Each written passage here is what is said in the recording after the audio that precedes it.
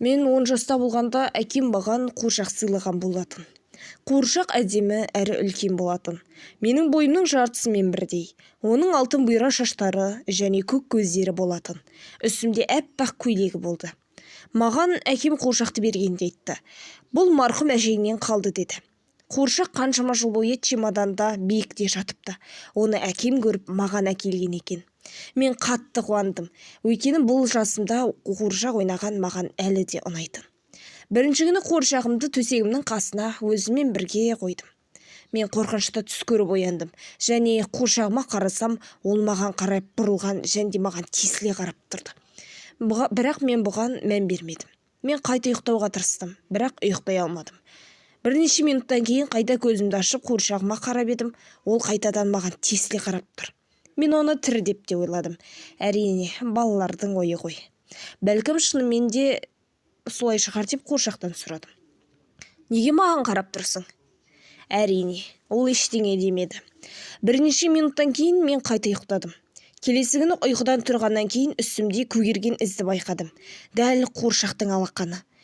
Мен қуыршақ туралы ойладым. Бөлмеме жуынып оралған соң қуыршаққа қайта қарадым. Бірақ ода бәрі дұрыс. Денесі түсу, көзі потолокқа қарап тұрды. Бөлмеме әкем кіріп: "Жылдан кейін тіс дәрігеріне барамыз", деді де шығып кетті. Күні бойы дәрігерде жүрдік. Шаршап үйге келдік. Мен ұйықтамас салдың қуыршақты басқа бөлмеге апарып тастадым. Мен қайта қорқынышты түс көрдім. Ол жерде қуыршақ маған тесіле қарап, қатты қарқылдап күлді. "Сен менің құрсауымдасың", деді. Мен шошып ояндым. Көзімді ашып қарасам, қуыршақ басымда маған тесіле қарап отыр екен. Мен қатты шыңғырып жібердім. Әкем жүгіріп келіп есікті ашып жарықты жақты. "Не болды?" Мені қуыршақ қатты шошытып жіберді. Содан қорқып қалдым.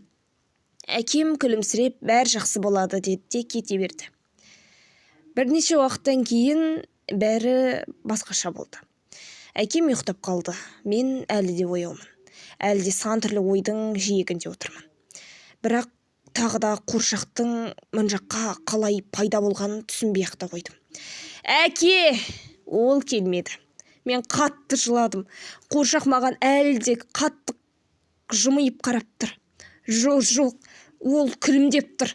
Мен не істерін білмеген соң оны терезеден лақтырып жібердім. Бірден қонақ бөлмеге барып телефоннан жедел жәрдемге қоңырау шалдым. Олар жылдам келді, бірақ ештеңе істей алмады. Әкем о дүниелік болды. Дәрігерлер менің туыстарыма айтты. Мені алып кетуін өтінді.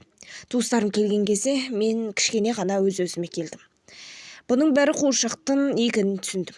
Сыртқа шығып қуыршақты іздедім, бірақ таппадым. Қазір мен 16 жастамын, бірақ әлі де қуыршақ туралы ұмыта алмадым. Кейде түсіме де кіріп тұрады, бірақ әрдайым әкеммен бірге қатты күлумен болады.